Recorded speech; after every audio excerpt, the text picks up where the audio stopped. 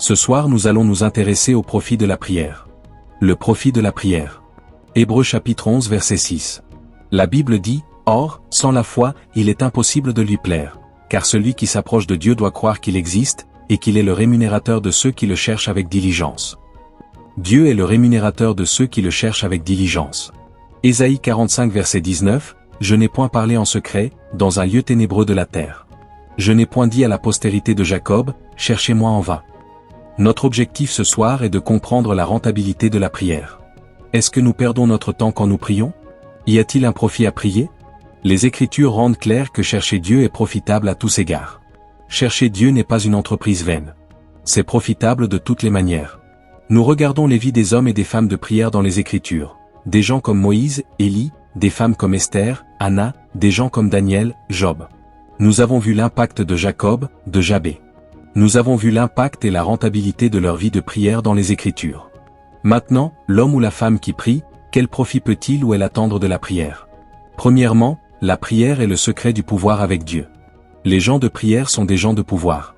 Les hommes de prière sont des hommes de pouvoir. Les femmes de prière sont des femmes de pouvoir. Genèse 32, versets 24 à 28. Nous avons vu l'exemple de Jacob. Il a lutté. Mais au verset 28, il est sorti avec du pouvoir et Dieu lui a dit, « Ton nom ne sera plus appelé Jacob, mais Israël, car tu as lutté avec Dieu et avec les hommes, et tu as prévalu. » Dans les Actes des Apôtres chapitre 3 verset 1, nous voyons comment Pierre et Jean montèrent ensemble au temple à l'heure de la prière, qui était la 9e heure. Si vous lisez jusqu'au verset 11, vous les voyez manifester du pouvoir avec l'homme infirme à la porte appelé la Belle. Ainsi, l'heure de la prière est devenue l'heure du pouvoir. La prière est le secret du pouvoir avec Dieu. Si tu n'es pas un homme de prière, tu n'es pas autorisé à être sans puissance. Les gens remplis de prière sont des gens remplis de puissance. Deuxièmement, la prière est le secret de l'accès à la voix de Dieu. La manière la plus simple d'entendre Dieu est d'entrer en communion avec lui. Le lieu de la prière est le lieu de la communion. La communion signifie que tu parles à Dieu et que Dieu te parle en retour. La prière est donc un canal à double sens. Dans Jérémie chapitre 6 verset 16, il est dit, « Tenez-vous sur les chemins, regardez et demandez quels sont les anciens sentiers, où est le bon chemin, et marchez-y, et vous trouverez le repos pour vos âmes. » Le lieu de la prière est le lieu de l'enquête, et l'enquête te donne accès à la voix de Dieu.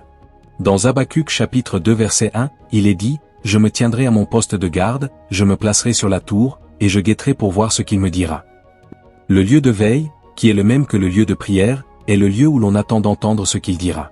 Acte 13 versets 1 et 2 parle de l'église d'Antioche. Pendant qu'ils servaient le Seigneur et qu'ils jeûnaient, le Saint-Esprit dit, « Mettez-moi à part Barnabas et Saul pour l'œuvre à laquelle je les ai appelés. » Le lieu de la prière est le lieu d'accès à la voix de Dieu.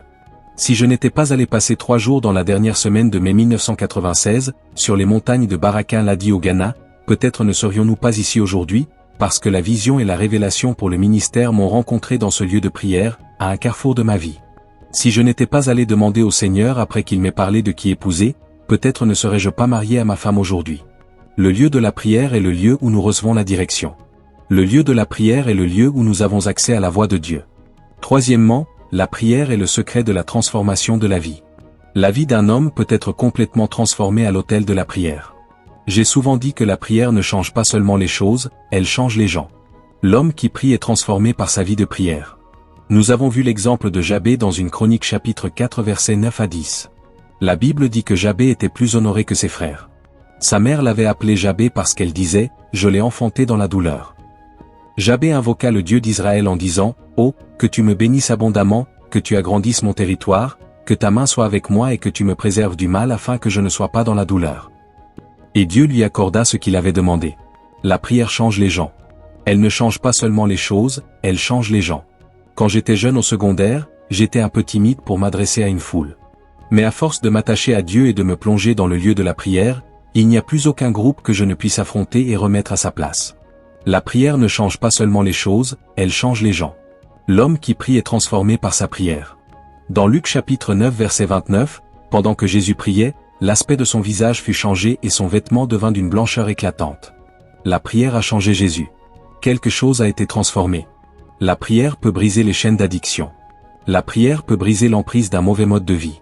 La prière est le secret de la transformation de la vie. Quatrièmement, la prière est le secret de la victoire sur l'ennemi et de la victoire dans les batailles. Si tu es dans une bataille, si des forces ennemies entourent ta vie, au lieu de la prière, la victoire sur l'ennemi peut être expérimentée. Dans 2 Chroniques, Josaphat et l'armée d'Israël étaient entourés par 3 nations. Josaphat eut peur et se mit à chercher l'Éternel. Ils proclamèrent un jeûne dans tout Juda. Ils prièrent, « Ô notre Dieu, ne les jugeras-tu pas? Car nous n'avons aucune force contre cette grande multitude qui vient contre nous, et nous ne savons que faire, mais nos yeux sont sur toi. » En réponse à leur prière, l'Esprit de l'Éternel vint sur Jachaziel, un Lévite, au milieu de l'assemblée. Il dit, « Écoutez, vous tous de Juda, habitants de Jérusalem et roi Josaphat. Ainsi parle l'Éternel, ne craignez point et ne vous effrayez point devant cette grande multitude, car ce n'est pas votre combat, mais celui de Dieu. Demain, descendez contre eux. Voici, ils montent par le ravin de Tsiz. Vous les trouverez à l'extrémité du torrent, devant le désert de Jéruel. Vous n'aurez point à combattre dans cette bataille. Tenez-vous là, soyez fermes et regardez la délivrance que l'Éternel vous accordera. » C'est ce que quelqu'un a besoin d'entendre ce soir. Je ne sais pas quel genre de bataille ou de situation tu traverses, mais je prophétise et j'annonce, Jéhovah prendra en charge le combat et le diable trouvera son niveau en enfer. Après avoir entendu cela, ils nommèrent des chantres pour louer l'Éternel dans sa sainte parure. La plupart du temps, nous parlons du pouvoir de la louange, mais nous oublions souvent que cette louange est née de la prière. Pendant qu'ils chantaient et louaient, l'Éternel plaça des embuscades contre les enfants d'Ammon, de Moab et de la montagne de Séhir qui venaient contre Juda, et ils furent battus. Les enfants d'Ammon et de Moab se levèrent contre les habitants de la montagne de Séhir pour les détruire complètement, et quand ils eurent achevé les habitants de Séhir, ils s'entraidèrent à se détruire les uns les autres. Tous ceux qui sont venus contre toi, contre l'Église en cette heure, contre cette Église, contre ta famille, leur épée se tournera contre eux-mêmes et ils s'entraideront à s'achever. La prière est le secret de la victoire dans la bataille. Samuel et les enfants d'Israël étaient en bataille. Ils dirent à Samuel, « Ne cesse pas de crier pour nous à l'Éternel notre Dieu, afin qu'il nous sauve de la main des Philistins. » Samuel offrit un agneau en holocauste et cria à l'Éternel pour Israël. L'Éternel l'exauça.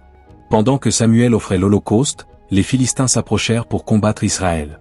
Mais l'Éternel tonna avec un grand tonnerre ce jour-là contre les Philistins et les mit en déroute, et ils furent battus devant Israël. Je vois les cieux combattre pour quelqu'un. Je vois les cieux combattre pour le Nigeria. Je vois les cieux combattre pour cette nation. Cinquièmement, la prière est le secret d'accès aux promesses divines. Ce que Dieu a promis dans sa parole, c'est au lieu de la prière que nous y accédons. Élisée a établi la parole de Dieu en Israël au lieu de la prière. Il a dit, « Éternel, Dieu d'Abraham, d'Isaac et d'Israël, qu'on sache aujourd'hui que tu es Dieu en Israël, que je suis ton serviteur, et que j'ai fait toutes ces choses selon ta parole. Ce que tu as dit dans ta parole, c'est cela que j'accède et que j'applique. » Dans Osée 14 verset 2, « Prenez avec vous des paroles et revenez à l'Éternel. » Y a-t-il quelque chose sur quoi tu te tiens? Y a-t-il une promesse de Dieu pour toi qui ne semble pas s'accomplir? Prends-la avec toi au lieu de la prière. Dans Jean 15 verset 7, « Si vous demeurez en moi et que mes paroles demeurent en vous, demandez ce que vous voudrez, et il vous sera fait. » Nous réclamons, pas seulement les promesses, nous les appliquons.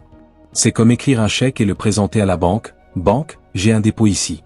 Honore ce chèque, Seigneur. » C'est ce que tu as dit. Honore ta parole dans ma vie, dans mon expérience, dans ma situation.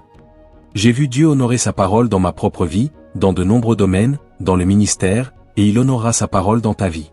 Sixièmement, la prière est le secret de l'application des prophéties. Ce qui a été prophétisé peut être appliqué au lieu de la prière. Daniel a appliqué la prophétie concernant le retour de la captivité de Juda.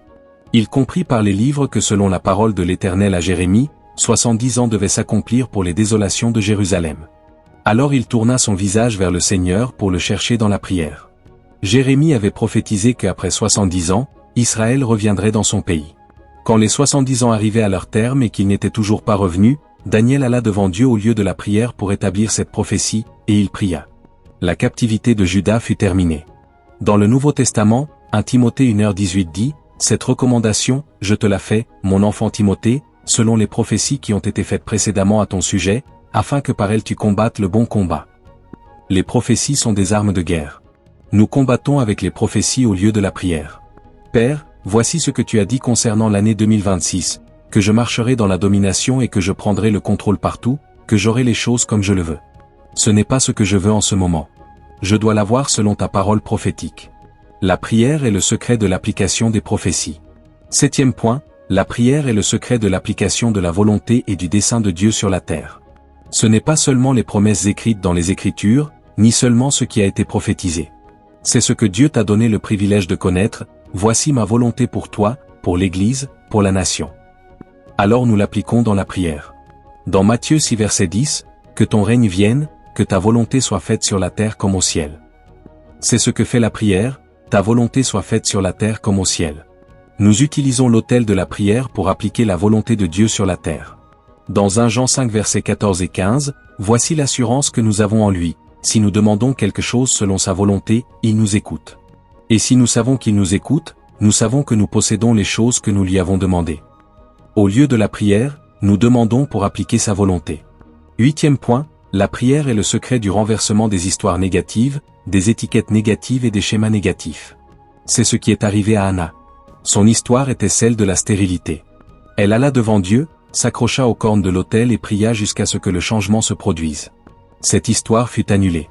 Elle mit un enfant au monde. 2e exemple, Jabé. Jabé portait l'étiquette de « douleur ». Sa mère l'avait appelé Jabé parce qu'elle l'avait enfanté dans la douleur. Il invoqua le Dieu d'Israël et Dieu changea son histoire et son étiquette au lieu de la prière. 3e exemple, Jacob. Jacob est passé de celui qu'on appelait « trompeur » et « escroc » à Israël, une nation. Cela s'est produit au lieu de la prière. Conclusion et conseil. Premièrement, il n'y a aucun labeur perdu en Dieu, aucune poursuite de Dieu qui soit vaine. Quand nous grandissions, certains pensaient que nous perdions notre vie. Voici où cette perte de vie nous a conduits aujourd'hui. Il n'y a aucun labeur perdu en Dieu. Deuxièmement, cherche Dieu en tout temps, de tout ton cœur, afin de le trouver. Vous me chercherez et vous me trouverez, quand vous me chercherez de tout votre cœur. Le jour où nous sommes allés à l'hôtel de prière 24 heures sur 24, après avoir passé un peu plus d'1 heure, en sortant j'ai dit à ma femme, « Est-ce que je perds ma vie ?» Non. Si je n'étais pas ici maintenant, où serais-je ? Nulle part. Qu'est-ce que je pourrais faire d'autre qui me donnerait